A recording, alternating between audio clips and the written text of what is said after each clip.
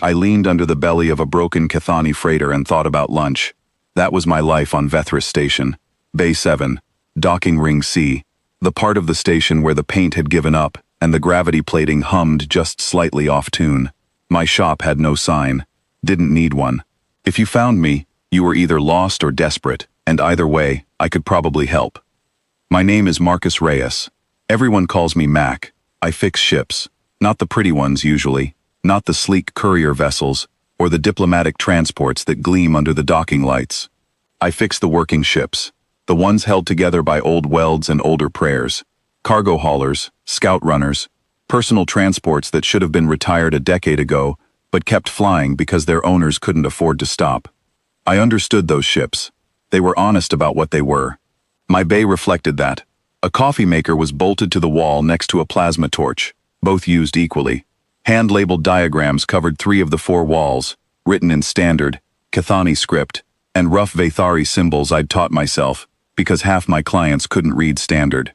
Every tool had a place, and every place had a reason. It wasn't beautiful. It worked. I was still thinking about lunch when the ship came in. I heard it before I saw it. A wrong sound. A courier-class engine running rough. The kind of rhythm that made experienced ears go still.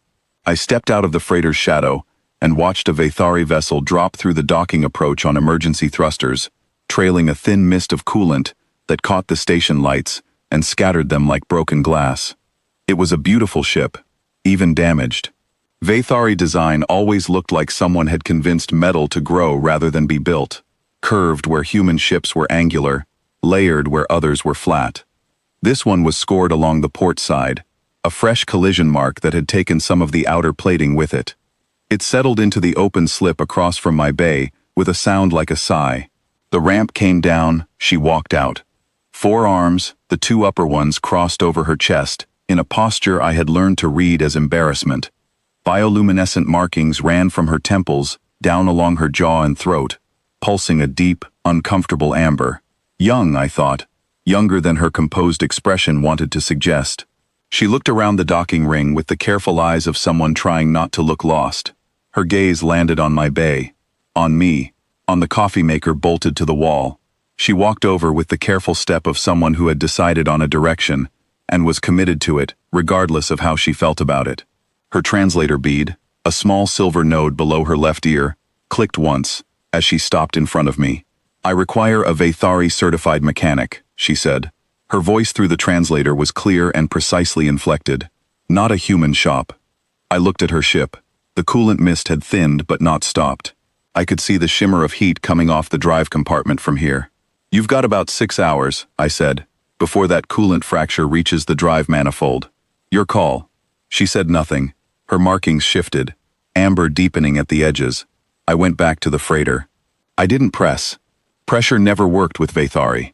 They made decisions in their own time and resented anyone who tried to rush them into one. Drock arrived 12 minutes later.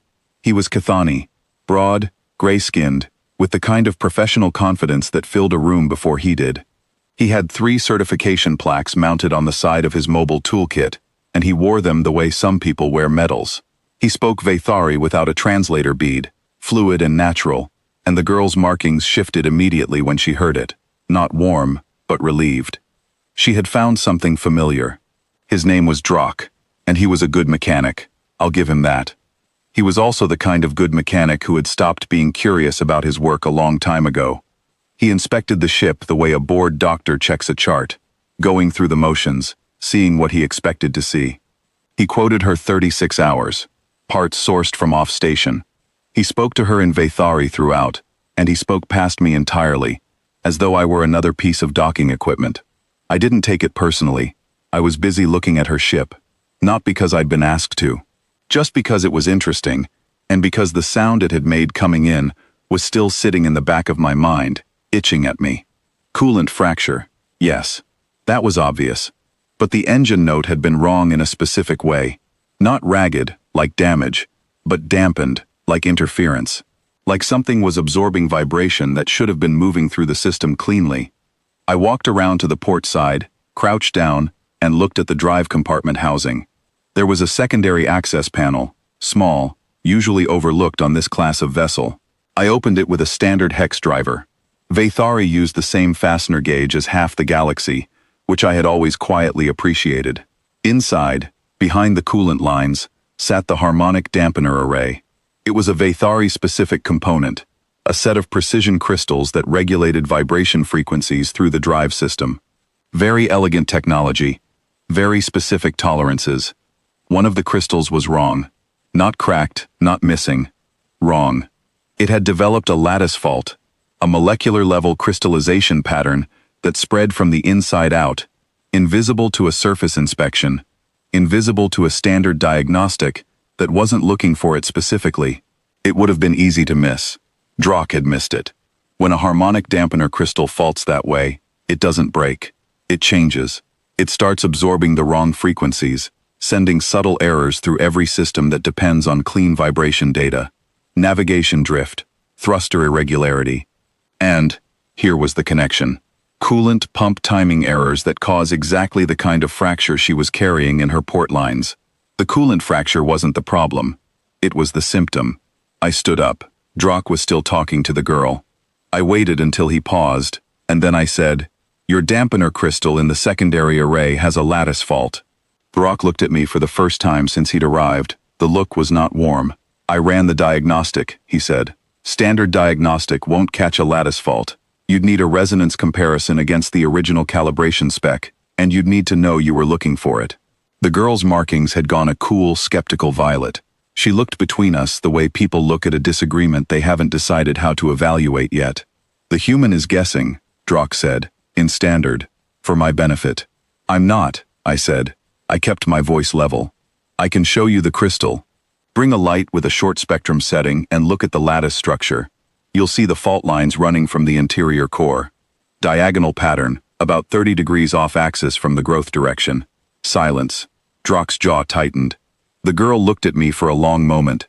Her markings were unreadable to me in that shade, somewhere between skeptical and considering. "4 hours," she said.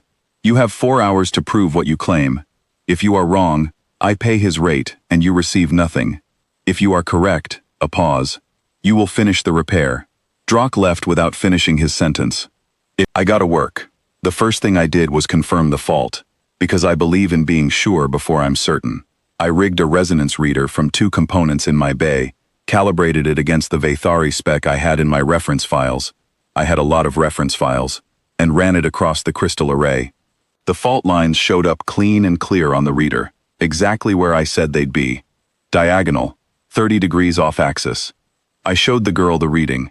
She studied it for a moment, with all 4 arms still, and then she nodded once. That was enough. Now I had a different problem. I needed to replace a Vathari harmonic dampener crystal, and there was not a single one on Vethris Station. They were custom components, grown to specification on Vathari worlds, and ordering one would take days we did not have. So I was going to have to build one. This is the part that people don't understand about working the way I work.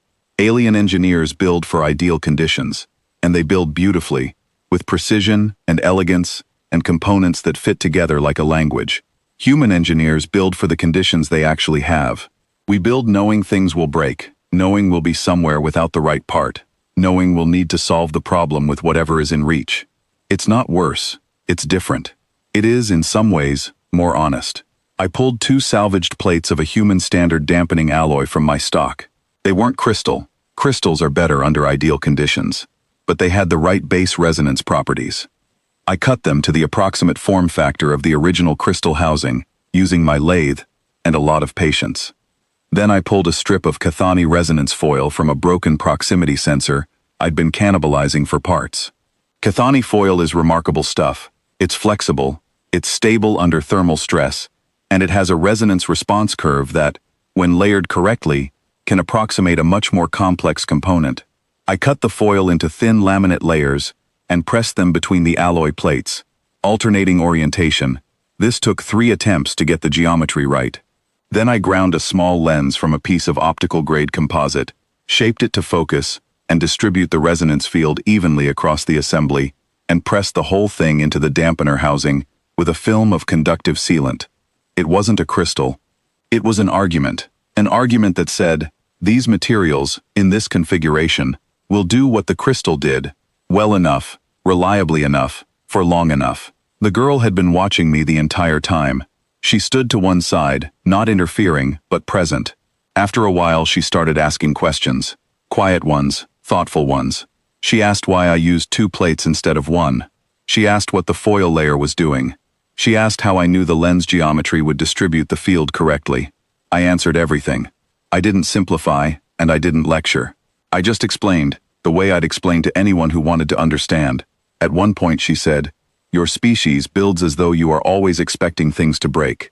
I set down my grinding tool and looked at her. Her markings were a curious color, pale blue, steady, genuinely interested. "We are," I said. "That's not pessimism, that's engineering." She was quiet for a moment. Then she said, "On my world, a component is built to last. If it fails, it is considered a failure of design." "On my world," I said, "we figured out pretty early that everything fails eventually. So we stopped being ashamed of it and started building for what comes after." I ran the diagnostic when the assembly was complete. Then I ran it again, because I don't trust first readings on my own work. The numbers came back clean both times. The resonance response was within acceptable tolerance, not identical to the original crystal, but within the functional range. And in one frequency band, it was actually slightly more efficient. A side effect of the foil layering I hadn't planned but was happy to accept. I handed her the readout. She studied it for a long time. Longer than the numbers required. I think she was reading something else in it, something about the fact of it, not just the results. "The repair is complete," I said. She looked up. Her markings had settled into a color I didn't have a word for, something between gold and white, very still, very steady. "What do you charge?" she asked. I named my rate, a fair number, by station standards. Honest work, honest pay. Something changed in her expression. Not anger, closer to offense, but quieter than that. "That is not commensurate," she said. I didn't understand, and I said so. She was quiet for a moment, composing something. Then she explained. "In Vathari culture, when a debt of significance is settled for less than its value, it carries an implication, either that the one who settled it does not understand the size of what they did, or that they are making a statement about the worth of the one they helped." She did not believe I meant it as an insult. She believed I simply did not know. And then she told me what I had actually done. The lattice fault I had identified. It had grounded 3 Vathari vessels in the last transit cycle. 3 ships, 3 different certified mechanics, 3 different diagnoses, none of them correct. None of them had looked past the surface symptoms. None of them had opened that secondary panel and run a resonance comparison. I had done it in 4 hours, with salvaged parts and a lathe. She stood straight, all 4 arms at her sides, and she spoke my name in the Vathari form, a soft reshaping of the syllables that made it sound like something older. Then she gave me a title. She said the word in her own language first, and then explained it. It meant, roughly, one who makes right what the learned have failed. It was a technical cognomen, she said. In Vathari tradition, it was carried by a line. My line could carry it. I didn't have anything to say to that. She pressed 2 of her palms flat against the hull of her ship and spoke a short phrase without running it through the translator bead. Her own words, in her own language, for the ship's memory. She was recording my name into it, she told me after. Permanently. The ship would carry that record as long as it flew. Then she took a small data chip from a case at her belt. It was engraved in Vathari on one side, a pattern I recognized as a house mark. She placed it in my hand. Her house's fleet, she explained, would now recognize my bay as an authorized service point at noble patronage rates. The arrangement was automatic, irrevocable by the customs of her people. No contract, no renewal. It simply was. Now. I stood in my bay holding a chip the size of my thumbnail. I knew her house. You couldn't work this part of the station without knowing the major Vathari houses. I knew their flag, I knew their routes, I knew they had 47 registered vessels. She watched me with those still, gold-white markings, and she said, very simply, "You looked at my ship when no one asked you to. That is not a small thing." Then she walked up the ramp, and the ship lifted off, running clean and quiet, no vibration, exactly the way it was meant to sound. I stood in Bay 7, docking ring C, where the paint had given up and the gravity plating hummed off tune, and I looked at the chip in my hand. I looked at the coffee maker on the wall. I looked at the diagrams in 3 languages, and the tools in their places, and the freighter I still hadn't finished, and the job ticket sitting on my bench. I set the chip down next to the coffee maker. I picked up the job ticket. 47 ships. I was going to need more coffee.